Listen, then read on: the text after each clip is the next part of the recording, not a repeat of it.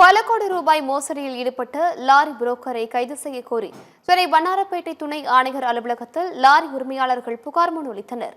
நாமக்கலை சேர்ந்த lorry broker ஆனச்சந்திரசேகர் என்பவர் lorry வாங்குவதற்காக பணம் பெற்று பல்வேறு மாவட்டங்களைச் சேர்ந்த 20க்கும் மேற்பட்ட லாரி ஓட்டுநர்களை ஏமாற்றியதாக கூறப்படுகிறது. இதுகுறித்து காவல் நிலையத்தில் லாரி உரிமையாளர்கள் புகார் அளித்தும் உரிய நடவடிக்கை எடுக்கவில்லை என தெரிகிறது. இந்நிலையில் இது தொடர்பாக வண்ணாரப்பேட்டையில் உள்ள துணை ஆணையர் அலுவலகத்தில் லாரி உரிமையாளர்கள் மனு அளித்தனர்.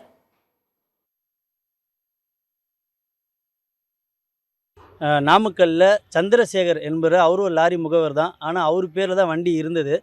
அவர்கிட்ட கிட்டத்தட்ட 3 வண்டி விலை பேசி ஒரு 11,20,000 அட்வான்ஸ் பணம் கொடுத்துருந்தேன்.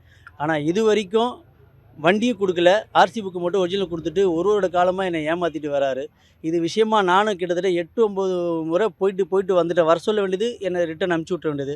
அங்கே போயிட்டு ஒரு நாள் ஹாஸ்பிட்டலில் அட்மிட் கூட ஆகிட்டேன். நான் இம்மீடியட்டாக வந்து ஒரு வார காலகட்டத்துக்குள் உங்களுக்கு எஃப்ஐஆர் வழங்கப்படும். உங்களை ஏமாத்தினவங்க கண்டிப்பாக அரசாங்கத்துக்கு முன் நிப்பாட்டும் அப்படின்னு சொல்லியிருக்கிறாங்க.